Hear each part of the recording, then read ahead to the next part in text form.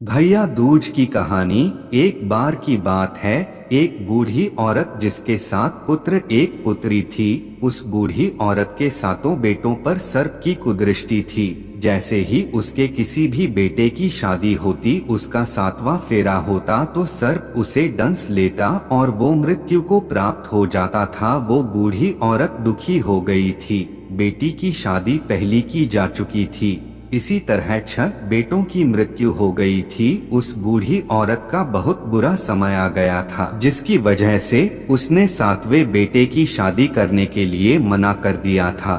6 बेटों के मरने के दुख में बूढ़ी औरत अंधी हो गई थी, लेकिन कभी न कभी तो उसकी शादी भी करनी पड़ती ही। बूढ़ी औरत किसी भी तरह जोखिम नहीं उठा सकती थी। भाई दूज का समय आ गया था। 7वें बेटे ने कहा, माँ मैं दीदी के घर जा रहा हूँ, आज भाई दूज है। माँ ने कहा, ध्यान से जाना और जल्दी आना। भाई के आने की खुशी में बहन की खुशी का ठिकाना नहीं रहा। भाई की खातिरदारी के लिए अच्छा पकवान बनाने के लिए बहन ने सोचा कि पड़ोसन की मदद लेनी पड़ेगी। खुशी में बहन ने पड़ोसन से मदद मांगी और पूछा, दीदी मेरा भाई आ रहा है, मैं क्या करूँ, उसे क्या बना के खिलाऊं। पड़ोसन उससे चिढ़ती थी। उसने कहा कि दूध से रसोई ले और घी से चावल पका। अब भाई की खुशी में पागल बहन ने सोचा कि हाँ ऐसा ही करूंगी। भाई को आते रास्ते में सांप मिला। सांप उसे काटने को आगे बढ़ा तो उसने बोला कि भाई आपका मैंने क्या बिगाड़ा है, मुझे क्यों काटना चाहते हो। सांप ने कहा कि मैं तुम्हारा काल हूँ और तुम्हें यमराज के पास पहुँचाने के लिए आया हूँ। भाई ने रोते हुए कहा कि भैया आप मुझे मत काटो, मेरी बहन मेरा इंतजार कर रही है। मैं ही उसका आखिरी भाई हूँ, उसका और कोई भी भाई नहीं बचा है। अगर मैं उसके पास नहीं गया और उसे पता चला कि मैं भी मर गया हूँ तो वो भी मर जाएगी। 7वें भाई के रोने से सांप ने कहा कि तुझे क्या लगता कि तू मुझे बेवकूफ बना के चला जाएगा। लड़के ने कहा कि तुम्हें मुझ पर भरोसा नहीं है तो तुम मेरे झोले में बैठ जाओ। जब मेरी बहन भैया दूज बना ले उसके बाद तुम मुझे मार देना। भाई बहन के घर पहुंचा।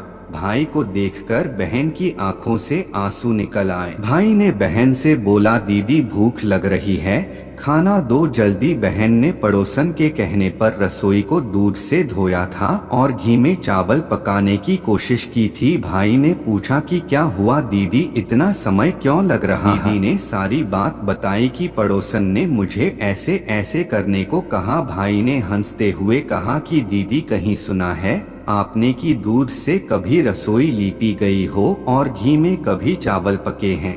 गोबर से रसोई लीपो और दूध में चावल पकाओ। खाना खाने के बाद भाई को नींद आने लगी और वो सोने लगा। इतने में बहन के बच्चे आ गए और उन्होंने मामा मामा कहकर बोला कि मामा हमारे लिए क्या लेकर आए हैं। तब उसने कहा, बेटा मैं कुछ नहीं लाया। लूं मना करने के बावजूद भी बच्चों ने उस झोले को उठा लिया जिसमें सांप था और खोल कर देखने लगे, लेकिन उसमें बच्चों को हीरे का हार मिला। दीदी ने बोला कि तू ये मेरे लिए लेकर आया है।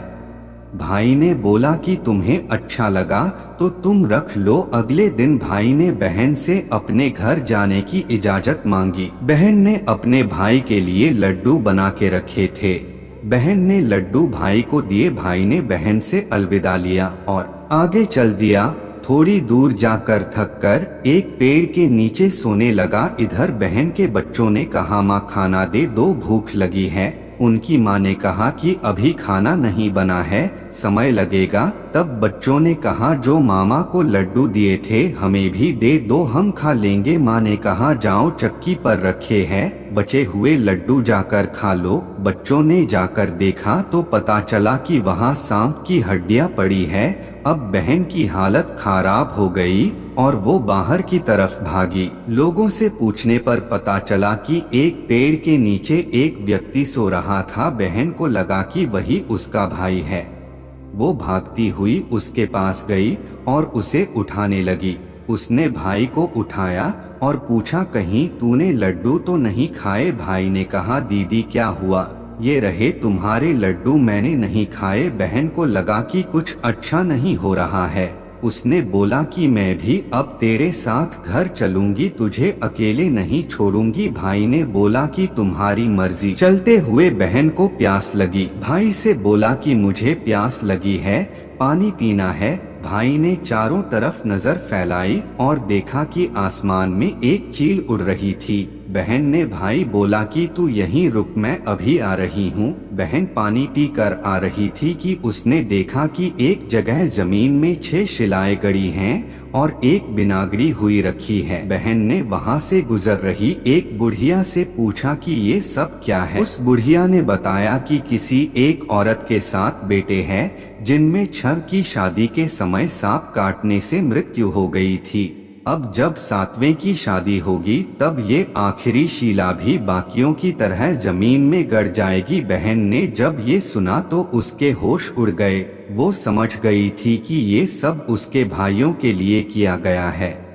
बहन ने उस बूढ़ी औरत से पूछा कि मैं क्या करूं, कुछ बताओ।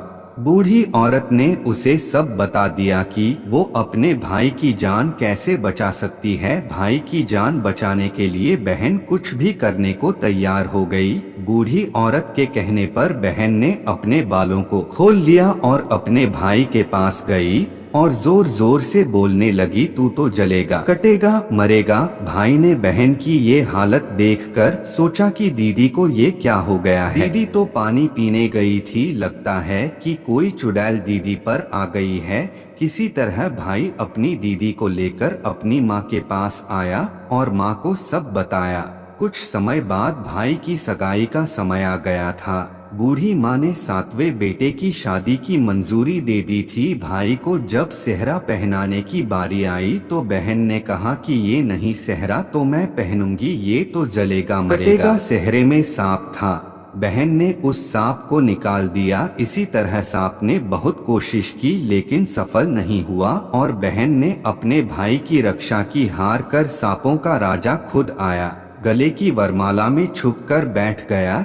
लेकिन बहन ने उस सांप को एक लोटे में एक थाली से ढककर बंद कर दिया।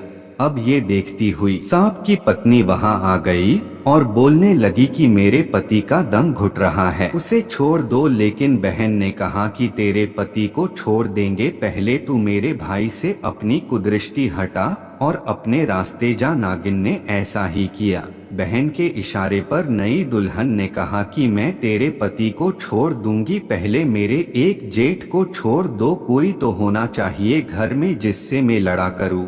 ऐसे ही बहाने बनाकर नई दुल्हन ने सभी 6 जेठों को छुड़ा लिया। उधर रो रो कर बूढ़ी माँ का हाल बुरा था। बुढ़िया को लग रहा था कि अब उसका 7वां बेटा भी नहीं रहेगा।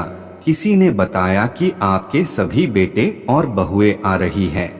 अब माँ की आंखों से खुशी के आंसू आने लगे और खुशी में भगवान से कहा कि अगर ये सच है तो मेरी आंखें ठीक हो जाएं और मेरे सीने से दूध की धार बहने लगे। बूढ़ी औरत के साथ ऐसा ही हुआ जैसा उसने भगवान से बोला था।